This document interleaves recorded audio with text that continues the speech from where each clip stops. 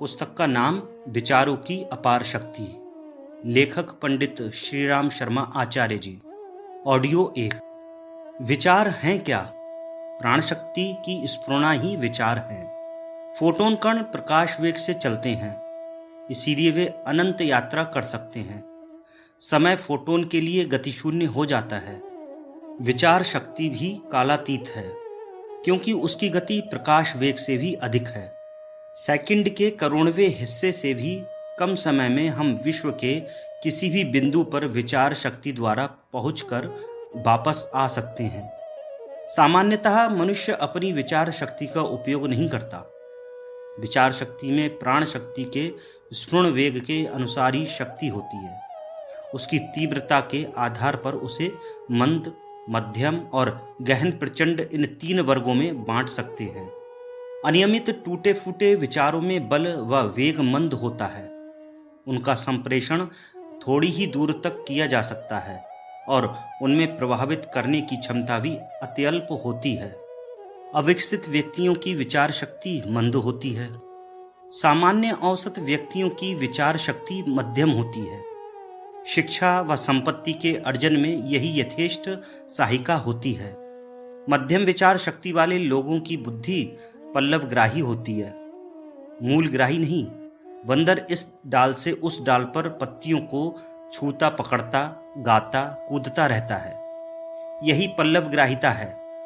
सामान्य व्यक्ति विविध जीवन क्षेत्रों की सतही जानकारी रखते हैं तथा उसके सहारे व्यवहार कौशल का कार्य संपादित करते हैं। प्राण शक्ति का चुंबकीय विद्युत प्रवाह ही विचारों को प्रचंड बनाता है। प्राण को मानवीय व्यक्तित्व के आधार पर ढली हुई विशिष्ट ऊर्जा कह सकते हैं।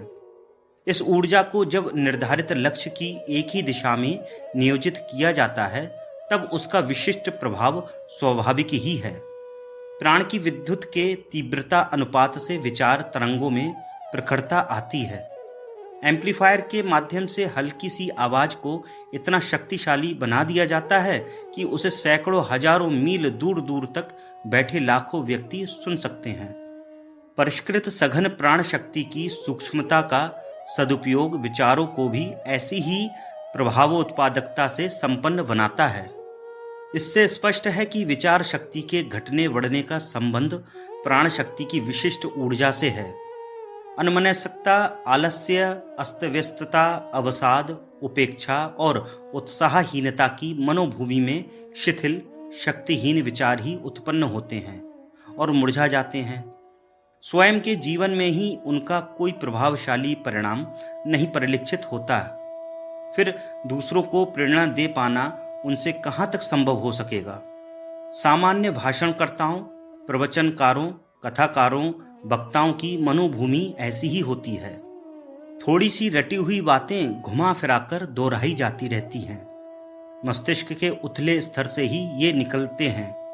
कंठ को और जिह्वा के अग्रभाग को साथ लेने पर ऐसे भाषण आदि सुनने में सुहावने लग सकते हैं। समझते समय भी वे आकर्षक प्रतीत हो सकते हैं। इससे आगे उनकी प्रभाव गति नहीं होती।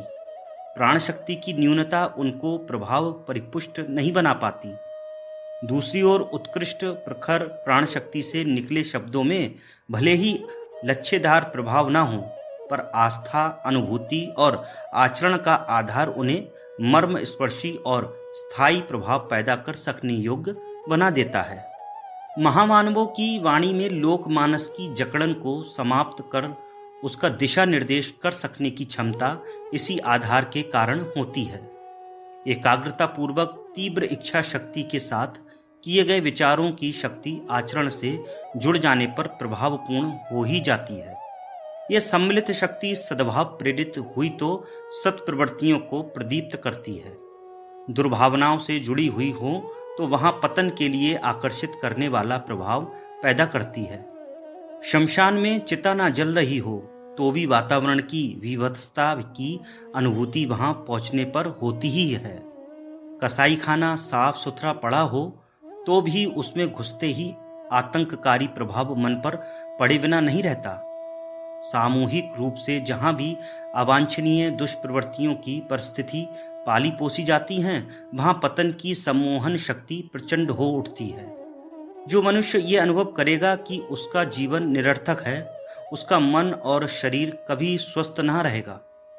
सार्थकता की अनुभूति न होने पर मनुष्य जिंदगी को लाश की तरह ढोता है और उस नीरस निरानंद स्थिति में सचमुच ही जीवन बहुत भारी पड़ता है। उस दबाव से इतनी थकान आती है कि कुछ करते धरते नहीं बन पड़ता। मानसिक पराधीनता व्यक्तित्व विकास के सभी द्वार बंद कर देती है। विवेक को विकसित होने का अवसर न मिलने के कारण अवांछित स्थिति में रहने और उसी में दम तोड़ने को विवश होते प्रायः ऐसों को ही देखा जाता है। विचारों में निहित रचनात्मक शक्ति। विचार स्वयं में एक सामर्थ्य है। ये निर्धारित रीति नीति से स्वयं के लिए तथा दूसरों के लिए परिणाम प्रतिक्रिया उत्पन्न करते हैं। प्राण शक्ति के चुंबकीय विद्युत प्रवाह से जुड़ जाने पर इनकी प्रखरता और अधिक हो जाती है। यद्यपि प्रत्येक व्यक्ति में मौलिक रूप से यह सामर्थ्य विद्यमान होती है, किंतु इतने पर भी इसे गिने लोग ही ऐसे होते हैं जिन्होंने इसका सही व संतुलित उपयोग करने की कला का मर्म जाना हो। दार्शनिकों ने विचारों की क्षमता पर विशद चिंतन किया है। आचार्य शंकर का इस संबंध में मानना है कि प्रत्येक व्यक्ति का अपना मानसिक जगत होता है। इसे विचारों एवं कल्पनाओं का संसार कह सकते हैं। यद्यपि विचार की प्रक्रिया में बुद्धि की प्रधानता होती है, पर व्यापक अर्थों में दोनों ही मानसिक चेतना के अंतर्गत आते हैं। बौद्ध मत के अनुसार भी प्रत्येक मनुष्य अपने ही जगत में रहता एवं विचरण करता है। उसका ये संसार दूसरे मनुष्य के संसार से भिन्न होता है। इन विभिन्न जगतों में एक प्रकार का सामंजस्य होने पर ही ये एक दूसरे में अंतः प्रविष्ट हो सकते हैं। इसी तरह पारस्परिक विचारों को समझा जा सकता है। आधुनिक मनोवैज्ञानिकों ने भी उपयुक्त दार्शनिक चिंतन को अपनी प्रयोगात्मक कसौटी पर खरा सिद्ध किया है। उनके अनुसार जब कोई बात किसी समूह में कही जाती है तो प्रत्येक व्यक्ति उसे अलग ढंग से समझता है। वक्ता ने अपने कथन को जिस भाव से कहा है उसे ठीक उसी तरह ग्रहण नहीं किया जाता। इसके स्थान पर ऐसी चीज को ग्रहण किया जाता है जो उसके मन में पहले से भरी हो। वस्तुतः मन विचारों को गढ़ने एवं आकार देने का कारण है। यह ज्ञान का कारण नहीं है। इसके द्वारा प्रत्येक क्षण इन आकारों की रचना की जाती है। विचार आकारमय होते हैं। ड्यूक विश्वविद्यालय के प्राध्यापक डॉक्टर जे.बी. राइन के अनुसार परामनोविज्ञान में विचार संचरण प्रणाली का आधार यही है। विचारों का गठन हमारे द्वारा किसी व्यक्ति या विषय वस्तु पर चिंतन करने पर होता है। यह सृजित विचार एक आकार धारण करके उसे खोजने के लिए निकल जाता है। यदि इस विचार के पीछे कोई संकल्प नियोजित है तो मानसिक क्षेत्र से निकला ये विचारमय आकार अपने को चरितार्थ करने की चेष्टा करता है। आत्मविश्लेषण व आत्म परीक्षण की विधि द्वारा स्वयं के विचारों का अध्ययन किया जा सकता है। तत्पश्चात संकल्प पूर्वक अनवरत उन पर नियंत्रण द्वारा इनको गढ़ा जा सकता है। आत्मानुशासन द्वारा इनका गठन तथा संकल्प द्वारा प्राण शक्ति का नियोजन विचारमय आकार को पूर्ण शक्ति और सफलता प्रदान कराता है। विचारों की यह साधना अपने आप में संपूर्ण व समग्र है। आचार्य शंकर अपनी रचना अपरोक्षानुभूति में इसका महत्व बताते हैं कि जिस प्रकार प्रकाश के बिना कभी पदार्थ का भान नहीं होता, उसी प्रकार बिना विचार साधना के जीवन जीने की कला का बोध संभव नहीं। निसंदेह इसका महत्व हमारे बहुआयामी जीवन के प्रत्येक आयाम में है। इसको हृदयंगम कर ही मन व प्राणों को आत्मानुशासन द्वारा संचालित कर विचारों के सुगठन तथा उनके सदुपयोग का मार्ग अपनाया जा सकता है। इस तरह सफल और समुन्नत जीवन की मंगलमयी उपलब्धियां प्रचुर परिणाम में प्राप्त की जा सकती हैं। विचारणा को कुमारगामी न बनने दें। सुख साधनों से भरा विश्व बुद्धि और शक्ति का धनी मनुष्य इन दोनों का समन्वय तो स्वर्ग ही सृजन कर सकता है। फिर यह नारकीय वातावरण कैसे बन गया? इस आश्चर्य पर गंभीरता से विचार करने पर यह निष्कर्ष सामने आता है कि मनुष्य ने अपनी विचारणा, आकांक्षा, दिशा और आस्था को उत्कृष्टता से विरत कर निकृष्टता से जोड़ दिया। इस एक ही भूल ने सब कुछ उल्टा कर दिया।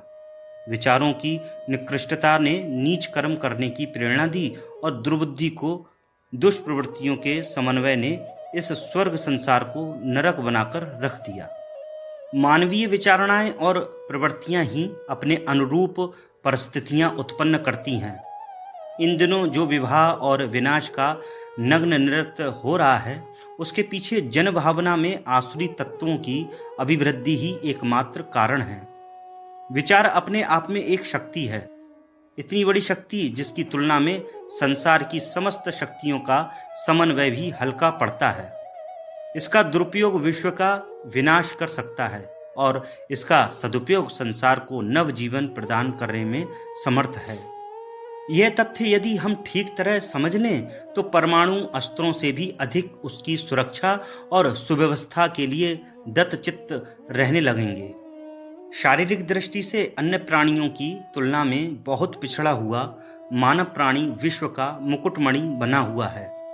उसका एकमात्र श्रेय उसकी विचारशीलता को है। विभूतियां और सिद्धियां अर्जित की गई हैं। मानवीय प्रगति का सारा इतिहास उसकी विचार शक्ति का ही गुणगान करता है। जब जब जहां जहां इसका सदुपयोग हुआ है, तब तब वहां वहां समृद्धियां और विभूतियां बरसी हैं, और जब उसका दुरुपयोग किया गया है, तभी संकट और शोक संताप के बादल घुमड़ घुमड़ कर आए हैं। जिस शक्ति के ऊपर विकास और विनाश की सारी संभावनाएं केंद्रित हैं, उसकी सुरक्षा और सुव्यवस्था पर जितना अधिक ध्यान दिया जा सके उतना ही कम है। हम देखते हैं कि आज हे व्यक्तियों ने व्यवस्थित स्वतंत्रता की आड़ में किस प्रकार उद्वत तरीके अपनाकर लोकमानस को प्रभावित करने वाले माध्यमों को कितनी निष्ठुरता के साथ विषाक्त कर दिया है। लेखनी का इस संबंध में पूरा दुरुपयोग हुआ है। पिछली शताब्दी में विज्ञान ने प्रेस का आविष्कार किया। मुद्रण कला ने लेखनी की शक्ति को करोड़ों गुनी बढ़ा दिया। अतीत में ग्रंथों का लेखन कलम से होता था। उनकी प्रतियां हाथ से थोड़ी और धीरे लिखी जाती थीं, इसलिए उनका पठन श्रवण भी सीमित मात्रा में होता था। पर जब होता था तब उसमें उत्कृष्ट आदर्शों का परिपूर्ण समन्वय रहता था। कोई ऐसा दुस्साहस ना करता था कि जनमानस को दूषित करने के लिए कलम उठाई जा सके। जो कुछ लिखा जाता था, पढ़ा जाता था, सुना जाता था, वह लोक मंगल की दृष्टि से ही होता था। आज सब कुछ उल्टा हो गया है। बाजार में जाकर बुक सेलरों की दुकानें उलट डालिए, प्रकाशकों से सूची पत्र मांग लीजिए, प्रेसों में छपने की सामग्री का लेखा जोखा लीजिए, लेखकों की पांडुलिपियां इकट्ठी कीजिए।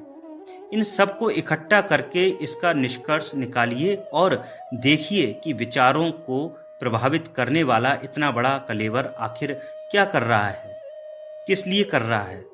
इस साहित्य, लेखन, मुद्रण, प्रकाशन, विक्रय की गतिविधियों के पीछे निहित स्वार्थों के पूंजीवाद, व्यक्तिगत स्वार्थ साधन ही प्रत्यक्ष रूप से परिलक्षित होंगे।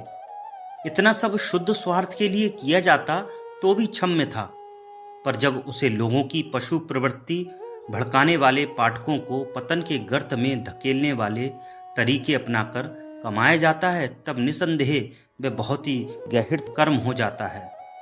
साहित्य के बाद संगीत और कला का नंबर आता है। इस क्षेत्र पर भी असुरता की काली छाया और भी 2 कदम आगे बढ़ गई है। अब आत्मा को उद्बोधन करने वाले, श्रद्धा और करुणा जगाने वाले, त्याग और बलिदान की प्रेरणा देने वाले गीत आपको बहुत खोजने पर भी कहीं पढ़ने सुनने को ना मिलेंगे। उस स्तर की कविताओं की पुस्तकें मुश्किल से ही कहीं दिखाई पड़ती हैं। लगता है कि कविता क्षेत्र से इन तत्वों को अनावश्यक समझकर बहिष्कृत कर दिया गया है। कभी अब ऐसा कुछ लिखने का कष्ट उठाना ही नहीं चाहते। अब प्रेयसी ही एकमात्र आराध्य है। नयन वाणों से घायल, पायलों की झनकार पर मुग्ध, अधरामृत पाने को व्याकुल, विरह वियोगी, रूपसी के बिना बेचैन, हाला मधुशाला में उन्मत्त कवियों की रचना ही अधिकांश पढ़ने को मिलेंगी। बिकती भी वही हैं, प्रसिद्धि भी उन्हीं से ही होती है। पैसा भी उन्हीं से मिलता है। फिर उनके भले बुरे प्रयास परिणाम का विचार कौन करे? बहती गंगा में हाथ पखारने से जब कोई नहीं चूक रहा है तो कभी ही क्यों चूकें? संगीत का नेतृत्व अब फिल्मी गाने कर रहे हैं। उन्हीं के रिकॉर्ड लाउड स्पीकरों पर बजते हैं। सीलोन रेडियो से लेकर दिल्ली रेडियो तक पर उन्हीं की भरमार रहती है।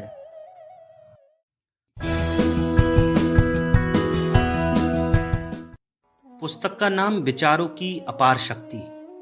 लेखक पंडित श्रीराम शर्मा आचार्य जी। ऑडियो 2। सिनेमा इस युग का चमत्कार है। उसने मनोरंजन के अन्य सारे साधनों को पैरों तले कुचलकर अपना एक छत्र साम्राज्य स्थापित कर लिया है। किसी जमाने में नट, बाजीगर, कठपुतली, रीछ, बंदर, सांप आदि के माध्यमों से लोक रंजन की आवश्यकता पूरी होती थी। नाटक, प्रहसन, अभिनय, नृत्य और सांस्कृतिक कार्यक्रमों के अन्य कई तरीके चलते थे। रसिया, कजली, लोकगीत जीवित थे। रासलीला, रामलीला आदि में लोक रुचि मौजूद थी। अब लोकरंजन का बहुत कुछ काम सिनेमा करता है। संगीत, साहित्य, कला, इन 3 माध्यमों को सरस्वती कहा गया है। सरस्वती बुद्धि की देवी है।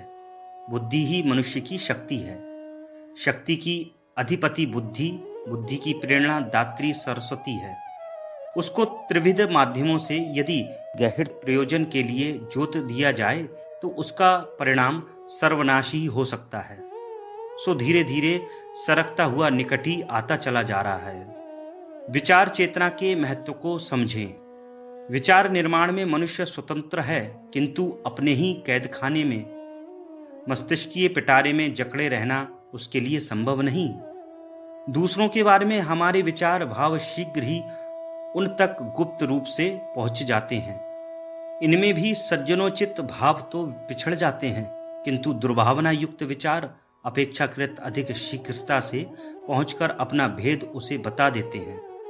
परिणाम स्वरूप अभिज्ञात रूप से दूसरों के मन में अपने प्रति भी मनोमालिन्य के बीज अंकुरित होने लगते हैं।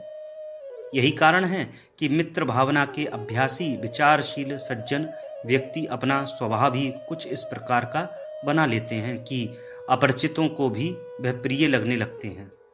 नाम मात्र के व्यवहार से ही मित्रता के निष्कर्ष निकलने लगते हैं। इसके विपरीत कलुषित विचारों वाले व्यक्ति आगंतुकों से चाहे कितनी कुशलता पूर्वक मिले, उनका शंकालु हृदय प्रकट हो ही जाता है। प्रयत्न ना करने पर भी नव्य परिचित व्यक्ति पहले उदासीन तत्पश्चात शत्रु बन जाता है।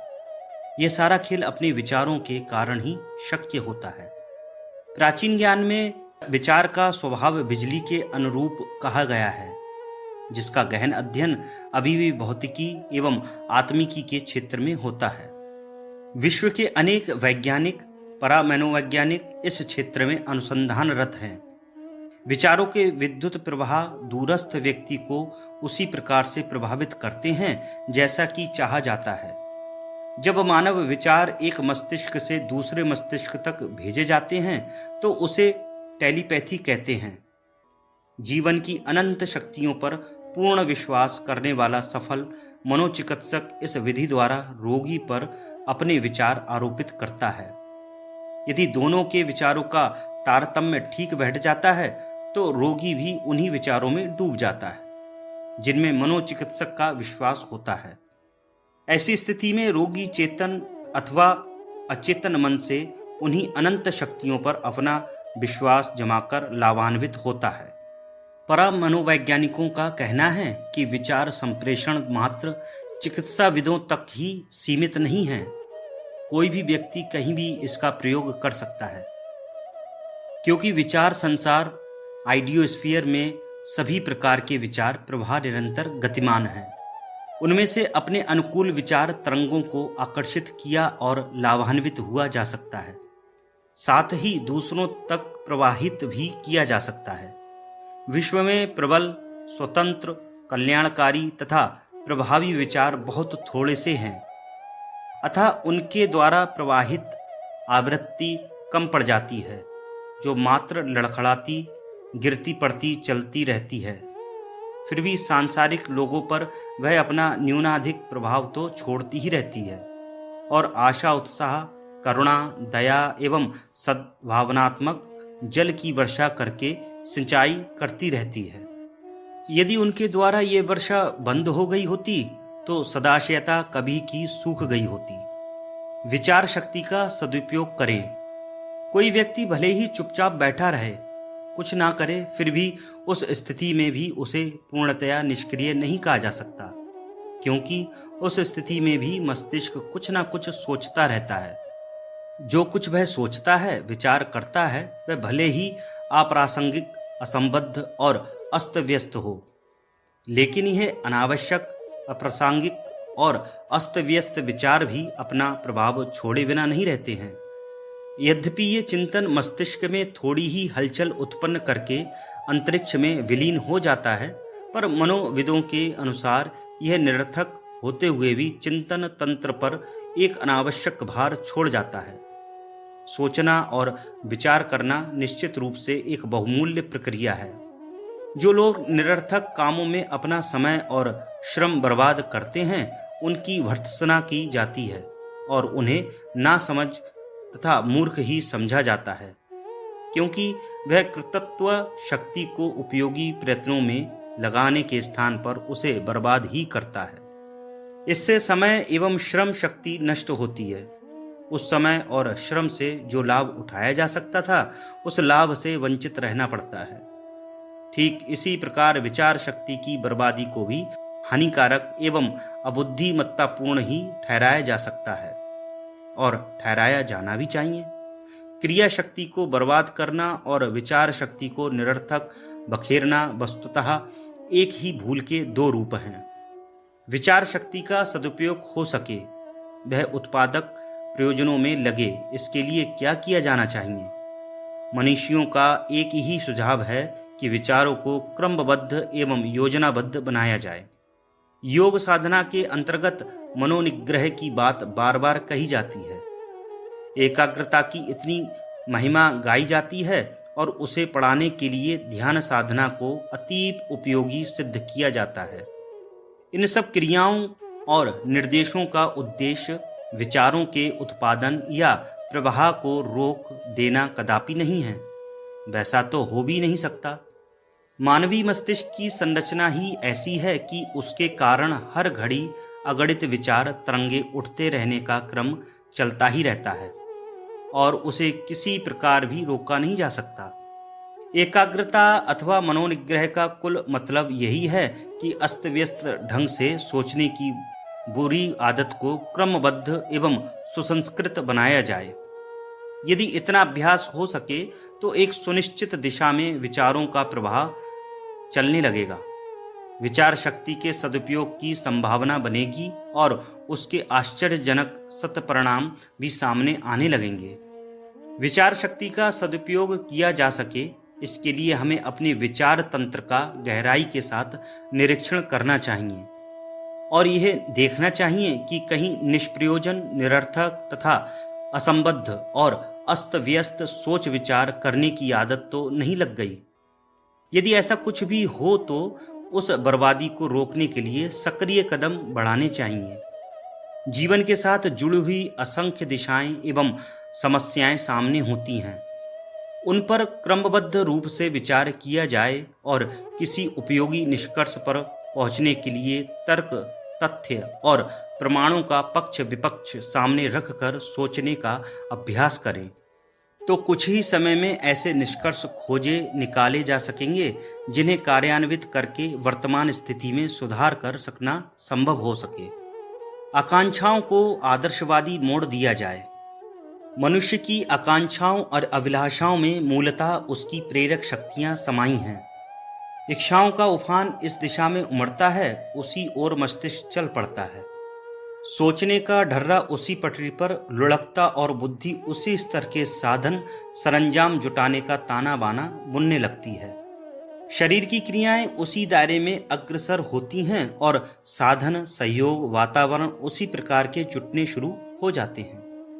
अपने बनाए जाल में मकड़ी पूरी तरह फंस जाती है। मनुष्य अपनी इच्छाओं द्वारा विनिर्मित परिस्थितियों के जाल जंजाल में जकड़ा रहता है। उसे इतना शारीरिक एवं मानसिक अवकाश ही नहीं मिलता कि जीवनोद्देश्य की दिशा में कुछ महत्वपूर्ण कदम बढ़ा सके। आकांक्षाओं का महत्व समझा जाना चाहिए और उनकी दिशा निर्धारित करने के संबंध में समुचित ध्यान दिया जाना चाहिए। मानवीय सुख शांति और सामाजिक प्रगति की कुंजी यहीं छुपी पड़ी है। पिछले समय में हुए व्यक्तिक अधोपतन और सामाजिक दुर्गति का यदि तात्विक लेखा जोखा लिया जाए तो इसी निष्कर्ष पर पहुंचना पड़ेगा कि लोगों के सोचने का स्तर घटिया बन गया है। उनकी महत्वाकांक्षाएं संकीर्ण प्रयोजनों में अटक कर विकृतियां ही विकृतियां पैदा करती हैं। विकासवान व्यक्तित्व की आधारशिला मनुष्य की आंतरिक अभिलाषाओं और आकांक्षाओं पर निर्भर रहती हैं। वस्तुतः यही केंद्र बिंदु व्यक्तित्व का सार तत्व है।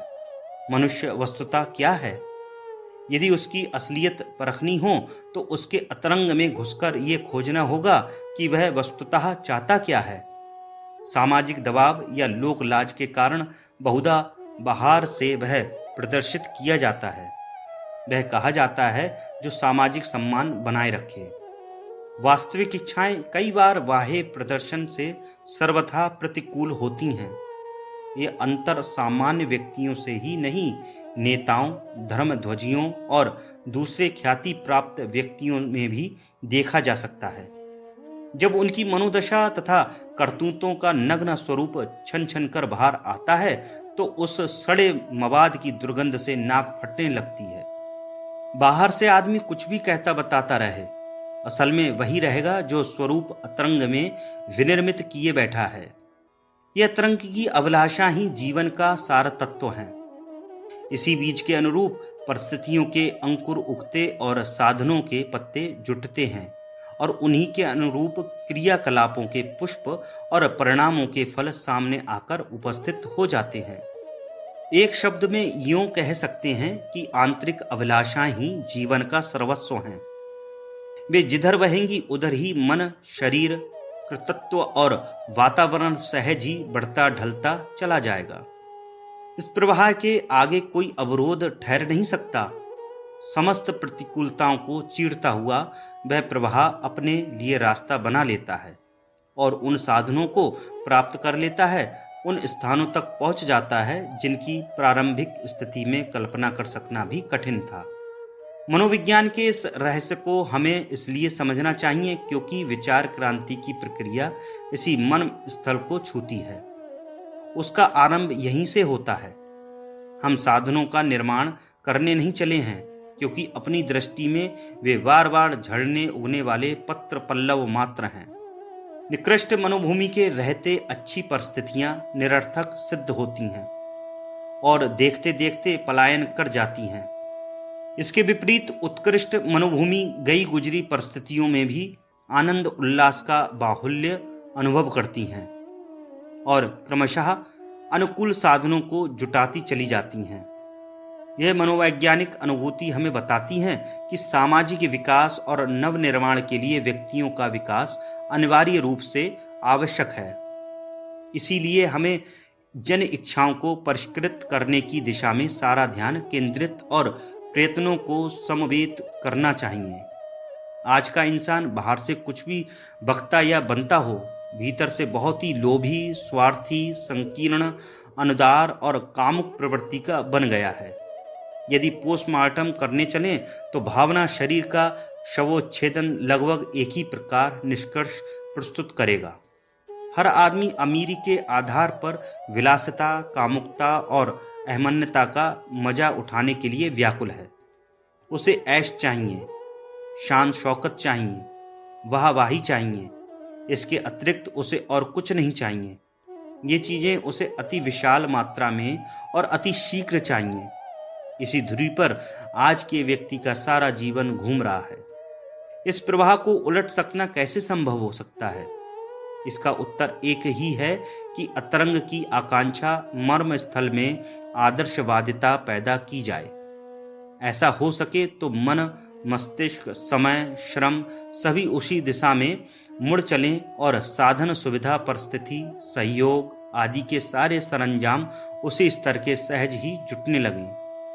जो लोग निंदा, व्यंग, उपहास, लांछन एवं अवरोध उत्पन्न करने में आज लगे हुए हैं, वे कल अपनी हार मान लें और पत्थर से सिर फोड़ना छोड़कर उस अतिमानवीय साहस के चरणों पर श्रद्धा सुमन बिछाने लगे। महत्वाकांक्षाओं को तृष्णा, वासना, लोभ, मोह के पाप पिशाचों से बचाकर लोक मंगल के लिए बड़े से बड़ा त्याग, बलिदान, पुरुषार्थ एवं अनुदान देने में लगाया जा सके, तो सामान्य स्तर का मनुष्य भी धीरे धीरे इतने महत्वपूर्ण कार्य कर सकता है कि उसका लेखा जोखा तथाकथित संत महात्माओं से हजारों गुना अधिक आगे ठहराया जाए। मनीषी गोपीनाथ कविराज के ग्रंथ भारतीय संस्कृति और साधना के शब्दों में कहें तो जब तक मनुष्य लेने की लिप्सा में डूबा रहता है, उसे अपने चारों ओर अभाव और दारिद्र्य ही घिरा दिखता है, पर जब वह अपनी मनोदशा देने में रस लेने वाली बना लेता है, तो धन न रहते हुए भी शारीरिक मानसिक संपदाएं इतनी बहुमूल्य दिखने लगती हैं, जिनके आधार पर लोक मंगल के लिए बहुत कुछ किया जा सकना संभव हो सके। नवनिर्माण के लिए उत्कृष्ट भाव संपन्न व्यक्तियों की आवश्यकता है। लक्ष्मी और विद्या न होने से किसी को रंज नहीं करना चाहिए। जिन्होंने अपनी अभिलाषाओं, आकांक्षाओं को आदर्शवादी बनाया है, उन्हीं के द्वारा विश्व के भावनात्मक नवनिर्माण का महान अभियान संभव है।